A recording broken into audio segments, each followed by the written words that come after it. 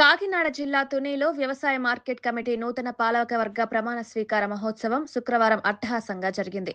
ప్రభుత్వ విప్ యనమల దివ్య అధ్యక్షతన జరిగిన ఈ కార్యక్రమానికి పొలిట్ బ్యూరో సభ్యుడు యనమల రామకృష్ణుడు, మాజీ ఎమ్మెల్యే రాజా అశోక్ బాబు ముఖ్య అతిథులుగా హాజరయ్యారు. చైర్మన్ అంకంరెడ్డి రమేష్ బాధ్యతలు స్వీకరించారు.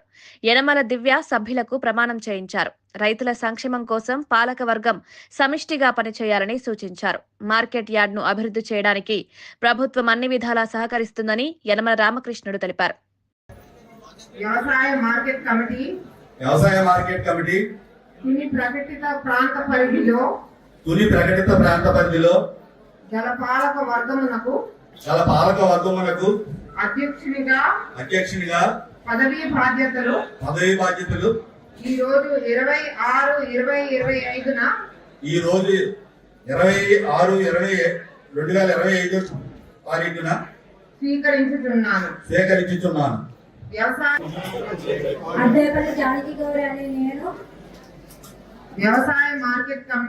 వ్యవసాయ మార్కెట్ కమిటీ తుని ప్రకటిత ప్రాంత పరిధిలో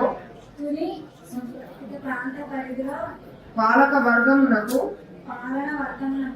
ఉపాధ్యక్షునిగా పదవీ బాధ్యతలను నిధులు చూసారు. ఆ రోజు నిధులు చూస్తాం, నామం చేయలేదు. అదే పరిశుభ్రమైన వాతావరణం కావాలంటే నేను మున్సిపల్ చైర్మన్ అవగాహన చెప్పాను, కౌన్సిలర్కి చెప్పాను, నిధులకి చెప్పాను, మీరందరికీ చెప్పాను. శానిటేషన్ బాగుండాలి మున్సిపాలిటీలో మన కంప్లైంట్ వస్తున్నక్కడ. అదేవిధంగా రైన్స్ పోవాలంటే డబ్బులు ఇచ్చాం. ఒక్కొక్క వార్డుకి 10 లక్షల రూపాయలు ఇచ్చాం. అవి దగ్గర చేయించుకుని బాగు చేయించుకోవాల్సిన బాధ్యత వాళ్ళని. డబ్బులు ఇచ్చే వరకు నేను చూస్తాను, దగ్గర చేయించుకోవాల్సిన బాధ్యత. అదేవిధంగా ఈ మార్కెట్ యార్డ్లో ఉన్నటువంటి డబ్బు తక్కువ, అందుచేత ఇదంతా కూడా గవర్నమెంట్ పరిధిలో ఉంది. అంతేత మీరు ఆదాయం కూడా తెచ్చుకోవాల్సిన అవసరం మార్కెట్ యార్డ్. ఇంకా ఆదాయం పెరిగితే తప్ప ఖర్చు చేయలేదు.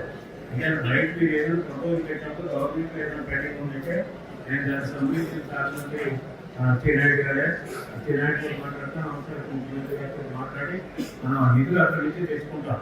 అని నిధులు సంపాదించేటువంటి విధానాన్ని మీ యొక్క కమిటీ కూర్చొని ఏ విధంగా చేస్తారో చెప్పాలి. నేను కూడా కొన్ని సూచనలు ఇస్తాను. ఈ సెస్ ఉంది, సెస్ ద్వారా వస్తే